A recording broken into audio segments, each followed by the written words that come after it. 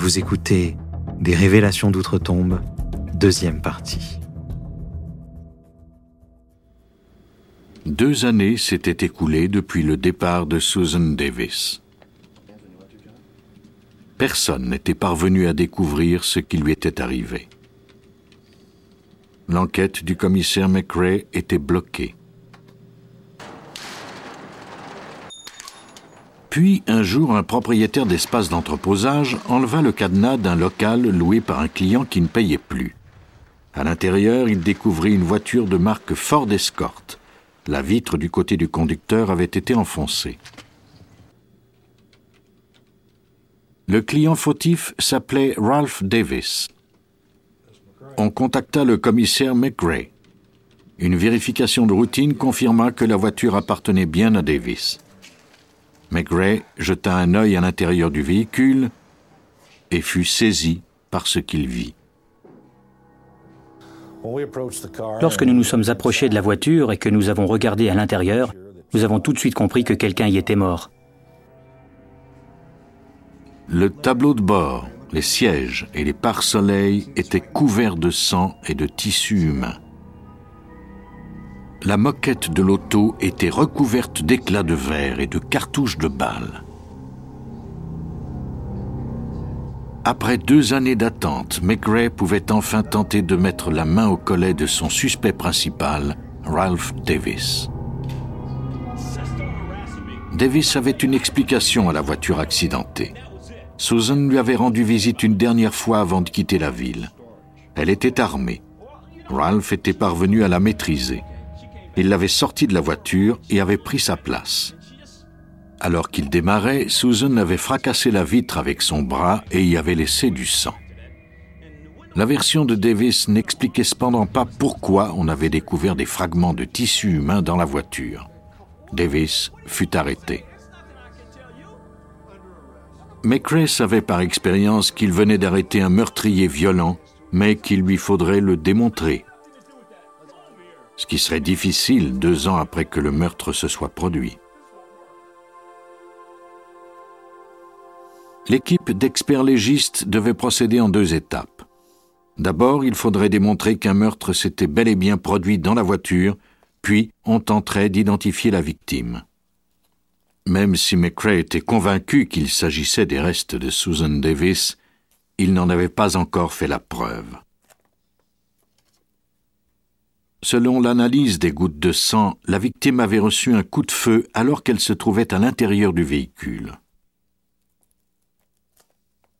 Le coup de feu avait traversé la vitre et la balle avait atteint la victime à la tête. Sous la force de la décharge, le corps avait été projeté du côté du passager, mais la tête avait d'abord fracassé le rétroviseur et le pare-brise s'était fissuré.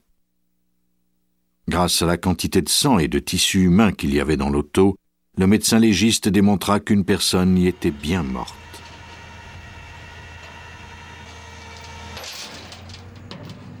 La voiture fut remorquée à la fourrière de la police où l'équipe de McRae put poursuivre son travail d'analyse. Comme on ne savait pas encore quels éléments étaient importants, l'équipe prit soin d'en recueillir et d'en conserver le plus grand nombre possible. À l'aide d'outils spéciaux, les experts démantelèrent la voiture pièce par pièce, en prenant soin de consigner chaque fragment d'os, de tissu et chaque tache de sang. On préleva des balles à l'intérieur du véhicule.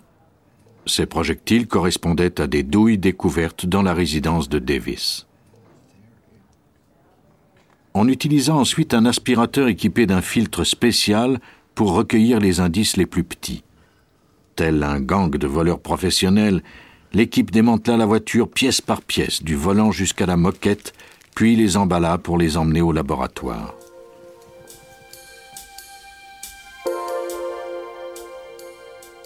Quelques fragments furent envoyés au laboratoire d'identification de restes humains de l'Université du Missouri.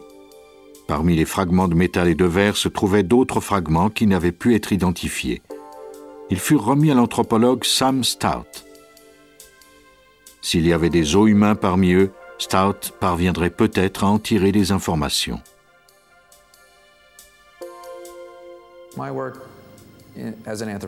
Ma tâche en tant qu'anthropologue était importante dans cette enquête. On demande souvent aux anthropologues d'analyser des os. Nous sommes les spécialistes les plus familiers avec les ossements, qu'il s'agisse de fossiles de 2 millions d'années ou d'os provenant d'un cimetière moderne.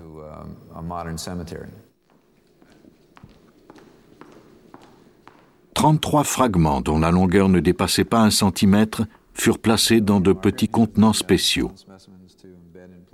Ils étaient si petits qu'il était pratiquement impossible de déterminer à l'œil nu s'il s'agissait d'os. Afin de s'en assurer, Stout devait les examiner au microscope. L'analyse des coupes transversales révéla à Stout qu'il s'agissait bien d'os humains. Les fragments provenaient d'un crâne. Les quelques débris découverts dans la voiture de Susan Davis étaient donc des fragments d'os et ils provenaient d'un visage humain. Stout devait maintenant tenter de découvrir des particularités qui permettraient de déterminer si les ossements étaient ceux de Susan Davis. Il remarqua d'abord qu'il y avait des petites taches sur les fragments d'os. Il les envoya au département de géologie de l'Université du Missouri.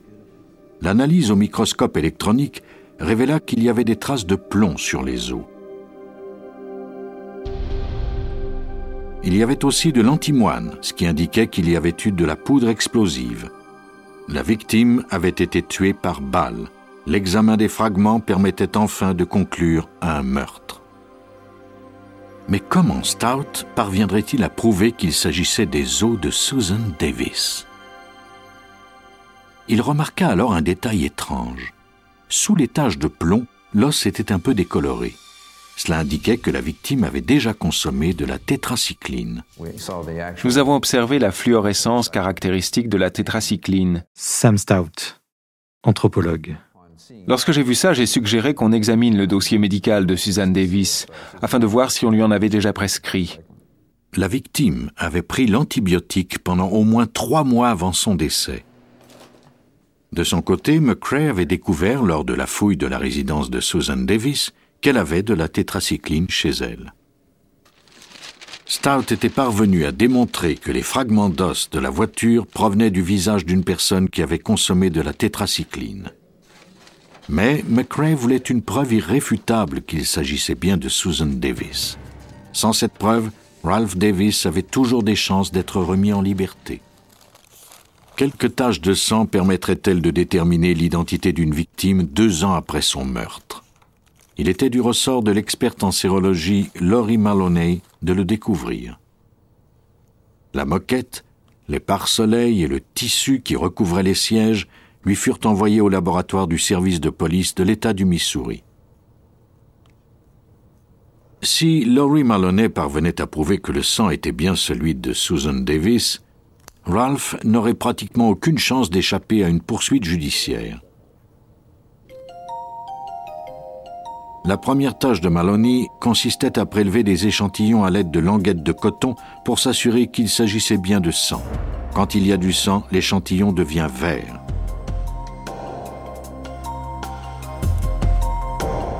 Il faudrait ensuite vérifier que le sang était humain. Elle ajouta un anticorps à l'échantillon.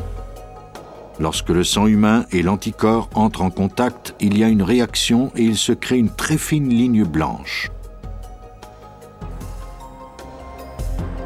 Les résultats de Lori Maloney correspondaient à l'hypothèse de meurtre de McCrae.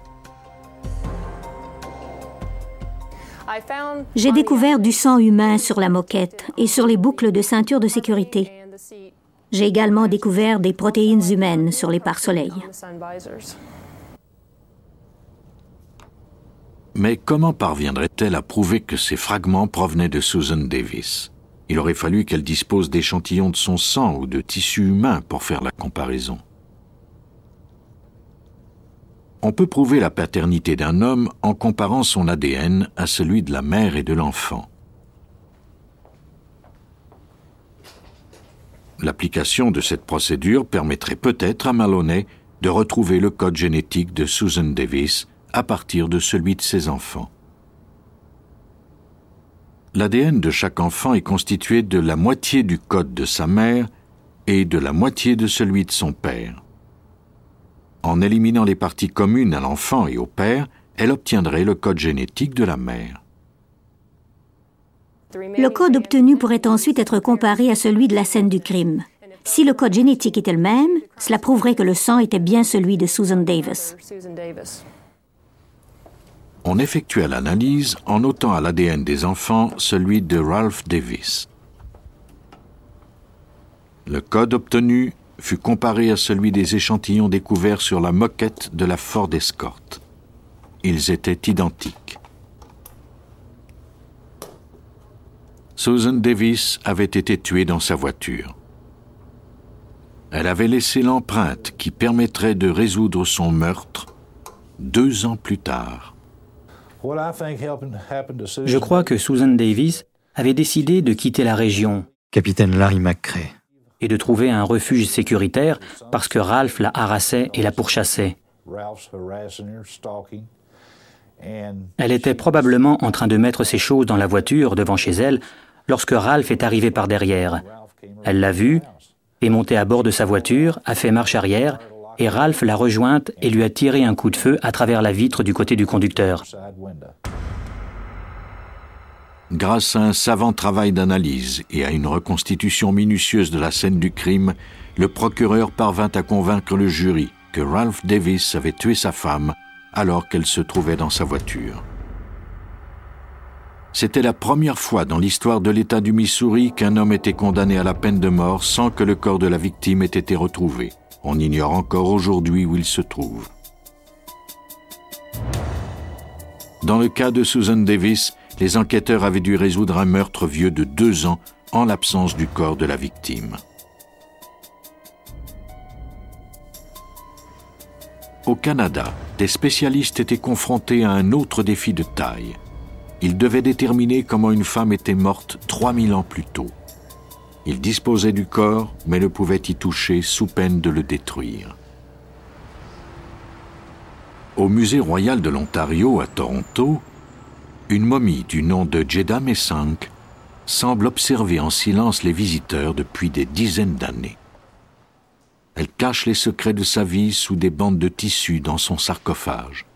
Les visiteurs du musée, les scientifiques, sont fascinés par sa beauté mystérieuse et intrigués par son passé. Comment a-t-elle vécu et comment est-elle morte? Les magnifiques dessins racontent seulement quelques détails de sa vie il y a près de 3000 ans.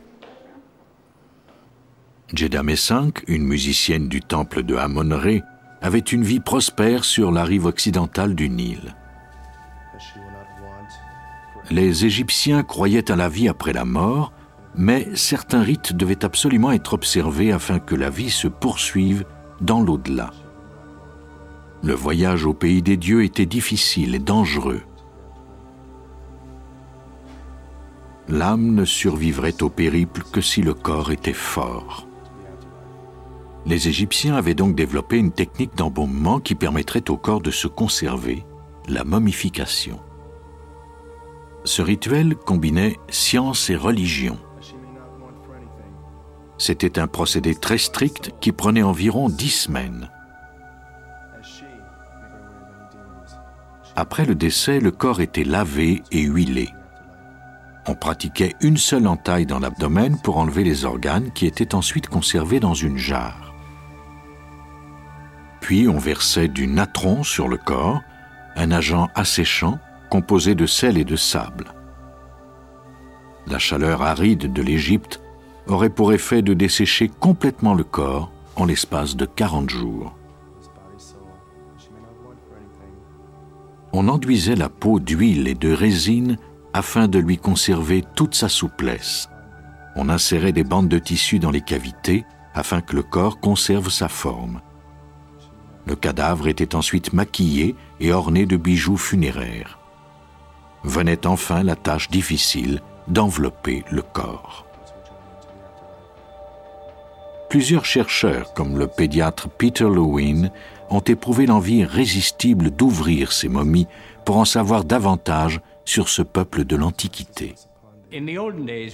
Autrefois, on brisait les sarcophages On arrachait les bandelettes, on déchirait les tissus pour examiner la matière génétique, la composition chimique et les maladies de l'individu. Mais nous détruisions en même temps les momies qui ont pourtant une valeur inestimable pour l'humanité. Lowen a grandi en Égypte et a toujours été fasciné par les momies.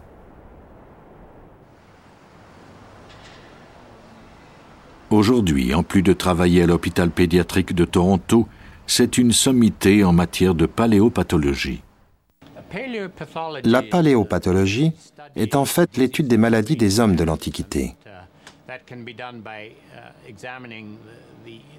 Nous examinons les corps eux-mêmes et nous pouvons également le faire par le biais des nouvelles technologies de radiologie. Comment le docteur Lowen pouvait-il arriver à connaître la vie de Djeddah V et les circonstances de son décès sans profaner son corps? Le dilemme de Lowen allait se résoudre grâce à une technologie qui s'appelle la tomographie. Il s'agit en fait d'un genre de scanner. L'appareil reproduit des coupes transversales du corps sans l'abîmer. Lorsque ces coupes sont additionnées les unes aux autres, on obtient une image tridimensionnelle du sujet. Le docteur Lowen était assisté par la technicienne Stephanie Olovka. Lowen a été l'un des premiers spécialistes à utiliser cette technique pour l'étude des momies. Il a d'ailleurs déjà fait un scanner de Djeddah V en 1978, mais la technologie à cette époque n'était pas encore au point et il était difficile de distinguer le corps du tissu qui l'entourait. 20 ans plus tard, il était prêt à recommencer. Stephanie Olovka n'avait pas à se soucier du niveau de radiation, étant donné que son sujet était déjà mort. Cette liberté de manœuvre lui permettait de prendre plusieurs photos à différentes épaisseurs. Elle fit un scan du corps en tranches de 5 mm et régla ensuite l'appareil à 3 mm pour la tête et le cou. Elle fit des radiographies encore plus minces des oreilles et des yeux. Elle prit en tout 300 photos en 4 heures de travail. Cela donnait un aperçu du corps de Djeddah V, mais il faudrait assembler toutes ces photos pour avoir un portrait tridimensionnel de cette femme de l'Antiquité. Maintenant que la séance de photos était terminée, la momie pouvait dévoiler ses secrets. Un ordinateur compila toutes les photos en 3 dimensions. Malheureusement, la définition de l'image était mauvaise. Chez les sujets vivants, les os sont denses et apparaissent en blanc. La graisse, la chair et la peau sont en gris et le liquide est en noir. Mais chez Djeddah V, les os avaient perdu tous leurs minéraux et avaient ramolli et les tissus avaient durci. L'image qui aurait été contrastée chez un patient vivant était tout en nuances de gris. Les contrastes étaient si faibles que Stephanie Olovka devrait retoucher les images une par une. L'image du crâne d'un patient en vie prend environ 10 minutes à être reproduite. Il lui en fallut 3 heures pour reproduire le crâne de Djeddah V et des milliers d'heures pour faire le reste du corps. Après avoir terminé son travail, Stephanie Olovka put commencer à enlever des couches par ordinateur. Une fois les bandelettes du dessus ôtées, elle atteignit l'enveloppe de tissu qui entourait la tête. Il y avait des cercles gris autour des orbites.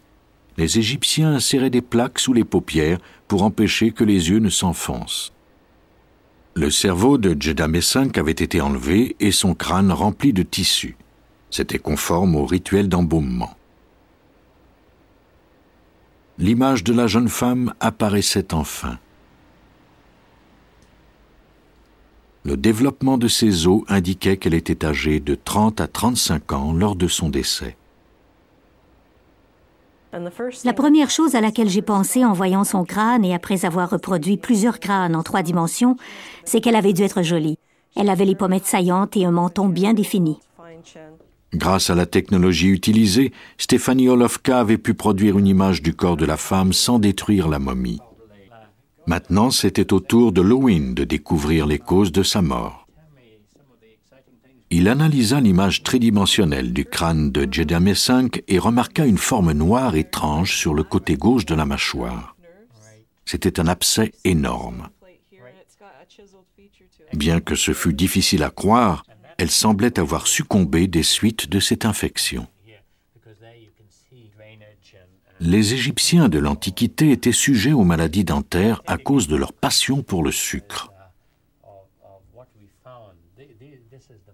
Dans le cas de Djedamé V, il n'y avait plus d'émail sur 24 de ses 28 dents. La pulpe des dents et même leurs racines étaient exposées, ce qui provoquait des douleurs et favorisait l'infection. Un des canaux des dents s'était infecté et cette infection s'est propagée jusqu'à l'os. Cela avait eu pour effet de causer de nouveaux abcès. Le kyste rempli de pus avait éclaté et l'infection s'était propagée dans son corps et lui avait empoisonné le sang. Elle avait sans doute beaucoup souffert avant de mourir. Elle a probablement eu une mort atroce. Sam Stout, anthropologue. Sans doute à cause d'une infection généralisée, dont l'origine était un abcès dans sa mâchoire supérieure gauche.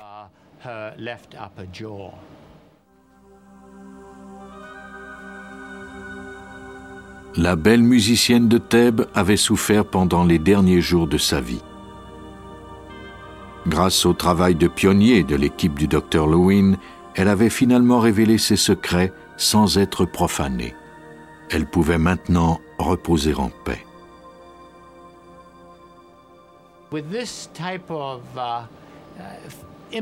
Ce type de radiographie nous a permis d'innover. En utilisant cette nouvelle technologie, nous avons cessé de détruire les momies.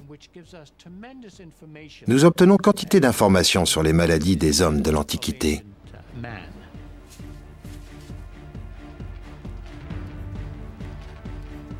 L'embaumement méticuleux de Djedamé V avait permis de conserver son corps et la science avait pu nous livrer ses secrets malgré les millénaires.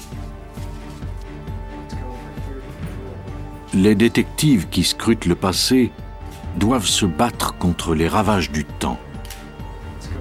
Aujourd'hui, la science est devenue leur allié. Grâce à une technologie de pointe, les experts légistes livrent une bataille sans merci au temps et permettent aux morts de nous parler.